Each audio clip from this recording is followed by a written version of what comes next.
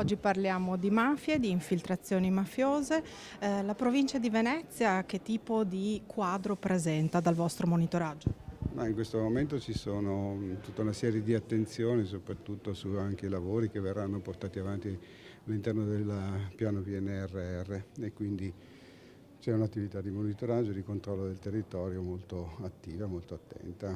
Alcune interdittive antimafia sono già state assunte e quindi da questo punto di vista diciamo che c'è un'attenta vigilanza. Il tema è anche quello dell'ambiente, in questo senso c'è una maggiore attenzione anche a fronte degli ecoreati in voga in questo periodo? Ma vede, le organizzazioni criminali si infiltrano in qualsiasi settore dell'economia, soprattutto di un'economia sana quale può essere quella del Veneto e quale è quella del Veneto. È ovvio che le organizzazioni criminali nel momento in cui individuano dei punti di debolezza si inseriscono e questi li sfruttano. Il nostro compito fondamentale è quello di fare un'attività di prevenzione. Se l'attività di prevenzione funziona non si vede, nel senso che non abbiamo la manifestazione reale di quello che sarà l'atteggiamento criminale. Spetta poi all'autorità giudiziaria, alla quale insomma, rivolgiamo un atteggiamento molto rispettoso e molto collaborativo, individuare invece le patologie. Ecco, ha parlato di punti deboli. Quali sono i punti deboli?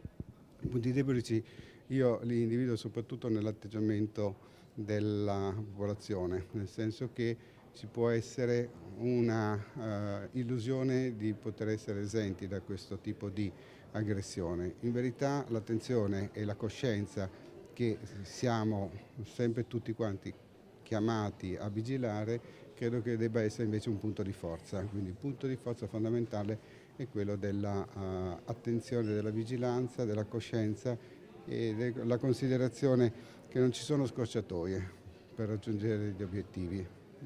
L'obiettivo, che è quello della salubrità anche dal punto di vista criminale del nostro territorio, è quello della coscienza. Quindi ogni cittadino deve avere coscienza che appunto non ci sono scorciatoie per raggiungere i propri obiettivi anche dal punto di vista economico. Un fenomeno di solito collegato con quello, diciamo, dell'infiltrazione mafiosa è l'usura. A che punto siamo qua in questo territorio? Ma vede, i fenomeni che sono collegati con l'infiltrazione mafiosa sono molteplici.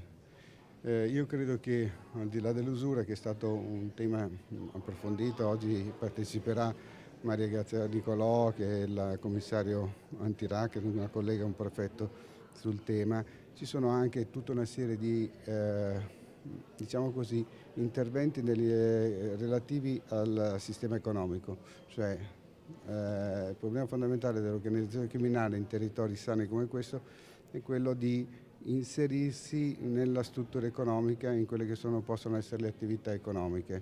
Per questo io richiamo a un'attenzione soprattutto a tutti i cittadini del Veneto, a tutti i cittadini di questo territorio, soprattutto della provincia di Venezia, affinché in ogni passaggio, in ogni intervento non ci siano delle semplificazioni. Ecco. Quindi l'attività di valutazione di quelli che sono i soggetti che entrano nella nostra realtà economica sia molto scrupolosa.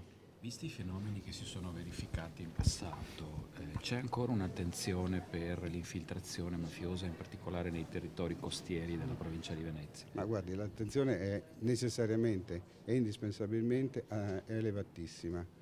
Alcuni episodi che hanno coinvolto anche alcune amministrazioni comunali devono mantenere vigile la nostra attenzione al massimo livello.